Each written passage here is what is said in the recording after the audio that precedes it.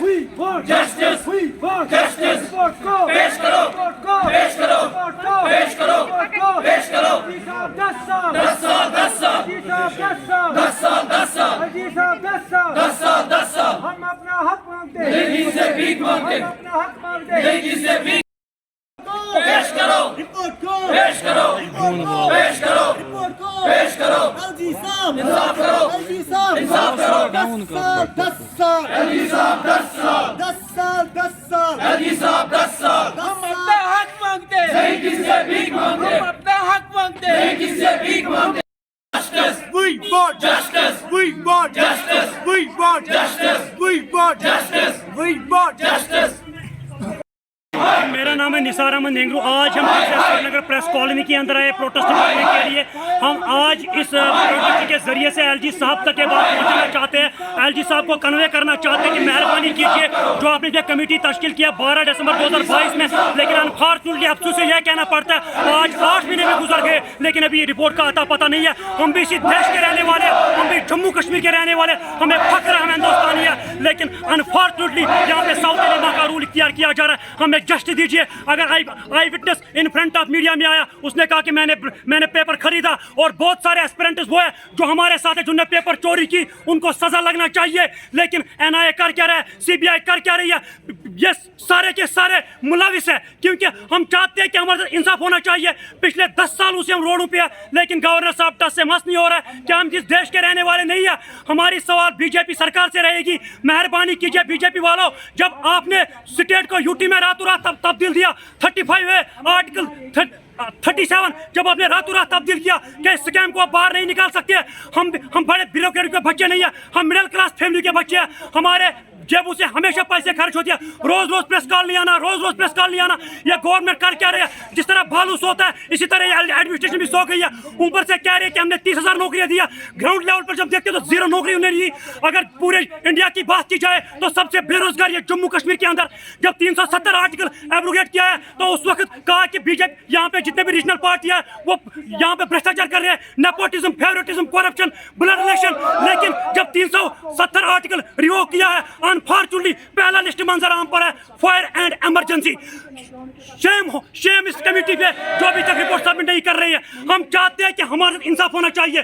पिछले 10 सालों से हम सड़कों पे है, हमने कौन सा चोरी की, कौन सा डाका डाला, हमने कौन सा गुनाह की? हम तो इसी जम्मू कश्मीर के रहने वाले हैं, हमें इंसाफ दीजिए। अगर 1 हफ्ते के अंदर एलजी साहब ने हमें इंसाफ नहीं दिया तो जम्मू के अंदर भी प्रोटेस्ट शुरू होंगे, और श्रीनगर, लाल चौक, घंटाघर को भी हम यहाँ पे जाम करेंगे। We want justice after that CBI inquiry and NIA inquiry sir. पेश करो पेश करो पेश करो पेश करो पेश करो पेश करो पेश करो एलजी साहब इंसाफ करो इंसाफ करो एलजी साहब इंसाफ करो। गली गली में शोर है, बाहर से भी शोर है, गली गली में शोर है, बाहर से भी शोर है। गली गली इंसाफ करो इंसाफ करो इंसाफ करो। एलजी साहब इंसाफ करो। ये जनता की है ललकार, बंद करो ये भ्रष्टाचार, ये जनता की है ललकार, बंद करो ये भ्रष्टाचार। ये रिपोर्ट को पेश करो रिपोर्ट को पेश करो रिपोर्ट को पेश करो। जी, मेरा नाम खुर्शीद अहमद परे है। हम फायर एंड इमरजेंसी जो रिक्रूटमेंट हुई उसके ड्रॉप आउट कैंडिडेट यहाँ पे जमा हुए हैं। हम ड्रॉप आउट अपनी किस्मत से नहीं हुए हैं, बल्कि हमें इस लिस्ट से जानबूझ के निकाला गया। हम पढ़े लिखे नौजवान हैं, इसमें आप देखिए एमए वाले, पीजी वाले, बीएड वाले कैंडिडेट यहाँ पे प्रोटेस्ट कर रहे हैं। ये सरकार के ऊपर शेम है, एलजी एडमिनिस्ट्रेशन के ऊपर शेम है कि उनकी सरकार में, बीजेपी की सरकार में अभी भी नौजवान सड़कों पे है।